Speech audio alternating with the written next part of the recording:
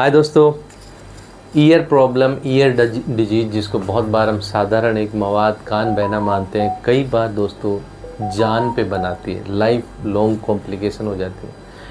हमारे भी मेरे एक बड़े अच्छे पेशेंट हैं, इनको भी कुछ ऐसा ही ईयर में डिस्चार्ज होता था। फिर इन्होंने ट्रीटमेंट भी कराने की कोशिश की, बट समहाउ जहाँ ट्रीटमेंट कराया वहाँ पे भी डिजीज़ मतलब कि उनकी समझ से बाहर थी। दे रेफर टू, फिर हमने इसको ऑपरेट किया, वो डिटेल में मैं बताऊंगा दोस्तों। पर सबसे पहले तो जिसका ऑपरेशन हुआ है इन्हीं से हम जानते हैं कि इनका क्या था और कैसा एक्सपीरियंस रहा। बेटा बताओगे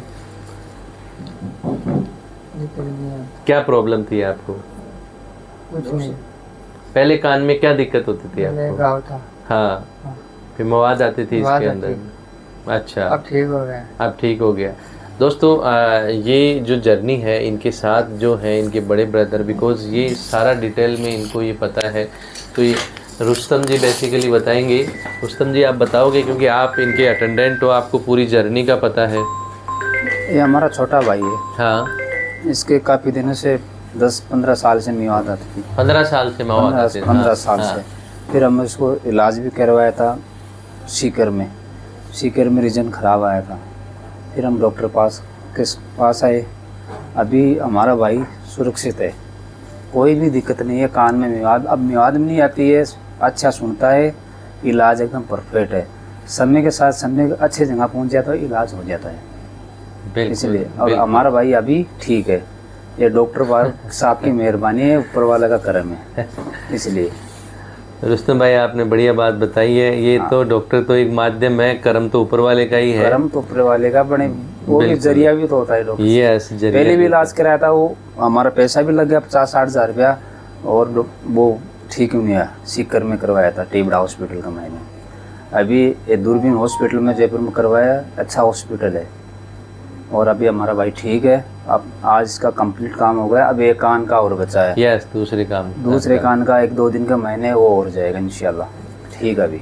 सो दोस्तों, जो इन्होंने अच्छी अच्छी बात बताई है, बेसिकली दोस्तों कई बार क्या है कि जो लंबे समय तक कान के अंदर जो पस डिस्चार्ज जैसे 15 साल से था, लेकिन क्या होता है कि एक इंसान चाहता तो कोई भी नहीं है बीमारी बढ़ाना, लेकिन कान में कई बार क्या है डायग्नोसिस नहीं होता, दवाई चलती रहती है, गोली दवाई चलती रहती है। तो इनके भाई के क्या था कि जो कान की मवाद थी वो काफ़ी डीप तक थी, और वो जो कान की हड्डी गलने के कारण, जैसे जो हमारा दिमाग है उस दिमाग का सपोर्ट ख़त्म हो गया, तो दिमाग नीचे आ गया। तो जिस प्रीवियस सर्जन ने ऑपरेट किया तो उसके लिए क्या एक बहुत डिफरेंट टेक्निक होती है, अलग मेडिकेशन दी जाती हैं उस दिमाग को ऊपर करके, और वो अंदर की बीमारी हटाई जाती हैं। बट वो उसमें सक्षम नहीं थे। उन्होंने बीच ऑपरेशन में उन्होंने सेंड कर दिया कि भाई हमारे बस की बात नहीं है। फिर ये मेरे पास आए, हमने सारा सीटी करा के एनालिसिस किया एंड वो सारी डिजीज़ हटाई। बट इनकी लाइफ ठीक है। मेन इनकी कोई डिसेबिलिटी नहीं है, कोई वीकनेस नहीं है, फेस पे नहीं है, हाथ पाँव में नहीं है। दोस्तों बहुत बार क्या है, इस टाइप की बीमारी के अंदर हाथ पाँव में भी डिसेबिलिटी आ जाती है, चेहरे में भी लकवा आ जाता है। बट अगर आप इत्मीनान से ये काम करते हो तो इस टाइप का नहीं होता। लेकिन हमेशा ध्यान रखो, बीमारी हमें कभी भी नहीं बढ़ानी चाहिए। एंड जो हमारा सर्जन है, जैसे इन्होंने ऑपरेशन कराया फिर वहाँ से नहीं, फिर दोबारा तो डबल पैसा लगता है। इसलिए पहले हमें हमारे सर्जन के बारे में ये पूरा पता लगाना चाहिए कि जहाँ हॉस्पिटल और जो सर्जन है उसको कितने हज़ार सर्जरियों का अनुभव है कि मेरी बीमारी को करने में वो सक्षम है कि नहीं है, जिससे हमारा एक बार में ही काम हो जाए।